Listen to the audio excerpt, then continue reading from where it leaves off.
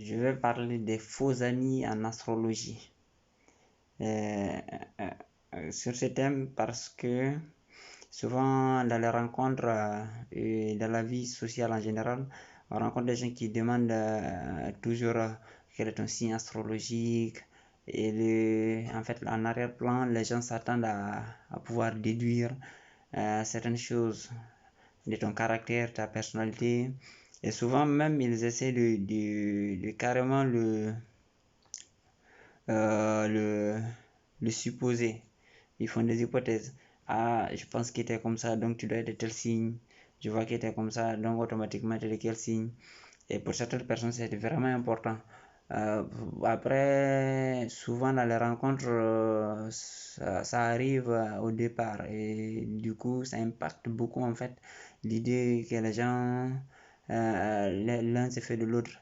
Voilà, je parle de ça parce que c'est souvent une grave erreur en fait.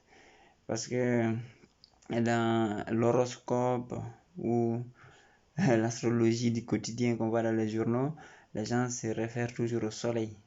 Ils disent je suis Verseau, je suis Sagittaire ou Cancer ou machin.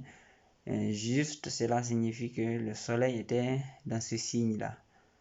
Voilà, le soleil était dans tel mois, par exemple, du taureau, c'est que c'est normalement à partir du 21 avril au 22 mai, au 21 mai, un truc comme ça. Donc, quand tu es né dans cet intervalle, on dit que, parce que là, astrologiquement, le soleil était placé, en fait, dans le secteur associé à ces signes-là.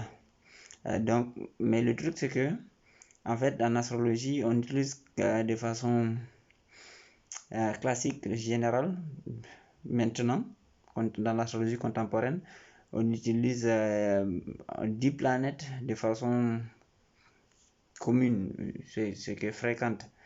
Voilà. Avant, on utilisait que 6 ou 7 parce qu'on s'arrêtait à Saturne, mais depuis un siècle, on a découvert Uranus, Neptune et Pluton dernièrement.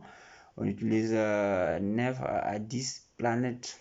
Planètes en guillemets, parce qu'en astrologie, on parle de la Lune comme une planète, du Soleil comme une planète. Donc, les gens font une grave erreur en fait en disant qu'il était Verseau tout court, alors qu'il y a beaucoup, il y a 9 autres planètes à prendre en compte en fait.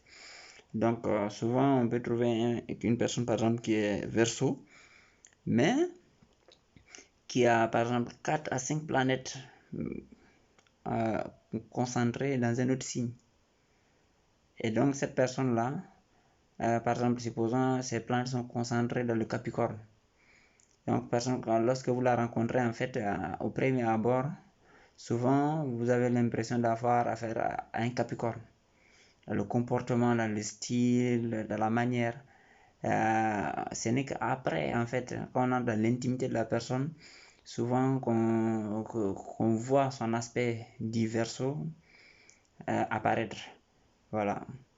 Donc là, il y a une photo, un exemple que je vais mettre dessus. Une photo typique de ce genre de sorte de paradoxe que ça met. Et donc on voit une personne, ou bien elle nous dit qu'elle est de ce signe, mais elle ne reflète pas ce signe.